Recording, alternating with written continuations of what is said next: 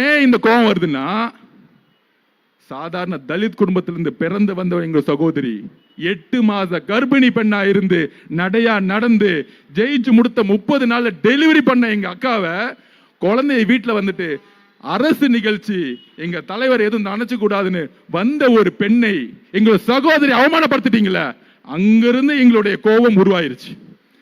திமுக எந்த காலத்திலும் பெண்களை மதிக்காதற்கு இங்க இருக்கக்கூடிய மேயர் அவர்களே சாட்சி. ஒரு பெண் இன்னொரு பெண்ணை மதிக்காத காரணம் திமுகவுடைய வளர்ப்பு, திரு மு க ஸ்டாலின் அவர்களுடைய தோல்வி, திரு உதயநிதி அவர்களுடைய கேவலமான சிந்தனைகள். இதுல இருந்து நீங்க கட்டமைப்பை மாத்தலனா எந்த காலத்திலும் ஜெயிக்க முடியாது. நான் இன்னைக்கே சொல்லிட்டேன், திரு மு க ஸ்டாலின் அவர்கள் தான் கலைஞர் குடும்பத்துடைய கடைசி முதலமைச்சர். எழுதி வச்சுக்கோங்க, கடைசி முதலமைச்சர். இன்னொரு முதல்வர் கருணாநிதி குடும்பத்திலிருந்து உருவாக முடியவே முடியாது. தமிழக மக்கள் எங்களுடைய தலைவர் இருக்கிற மாதிரி உங்க கருணாநிதி குடும்பத்திலிருந்து ஒரு முதலமைச்சர் உருவாக முடியவே முடியாது. அதுக்கப்புறம் கூட்டணி கட்சிகளை அசிங்கமா பேசுறது, அசிங்கமா காங்கிரஸ் அசிங்கமா பேசுறது. அதாவது தேர்தல் முடிஞ்சவனே அவங்க கிட்ட சொல்லிட்டு போலையாம், பர்மிஷன் கேட்டு போலையாம். இதுதான் பண்ணையார் மனத்தாண்மை. அவங்க ஒவ்வொரு கட்சி உயர்நிலை பொதுக்குழு போட்டு மக்களுடைய தீர்ப்பை வரவேற்று சப்போர்ட் பண்றாங்க காங்கிரஸ். அதுல அதிகப்படியான விமர்சனம் எங்க தெரியுமா,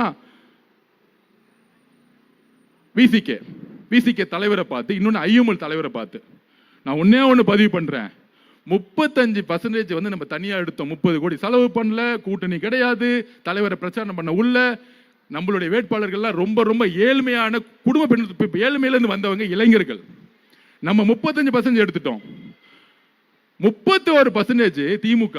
எப்ப 26 கட்சி கூட்டணியோட 40 கோடி ரூபாய் செலவு பண்ணி 30 அமைச்சர்கள் நாடாளுமன்ற உறுப்பினர்கள் பிரச்சாரத்துக்கு பண்ணி 31% எடுத்துட்டு அதுல திமுக மட்டும் 23, 24, 25% மேல எடுக்கல. அப்ப 26 கட்சி கூட ஓட் பேங்க் வச்சுக்கிட்டு 31% எடுத்தது தோல்வி கிடையாதான், நம்மளுடைய வெற்றி வந்து நிலைச்சு நிக்காதான். அவங்க அப்படியே நினைக்கிட்டோம், திமுக அப்படியே நினைக்கிட்டோம். நம்ம 35ல அடுத்து 55% வேலை பார்ப்போம். அதுதான் நம்மளோட அடுத்த குறிக்கோள்.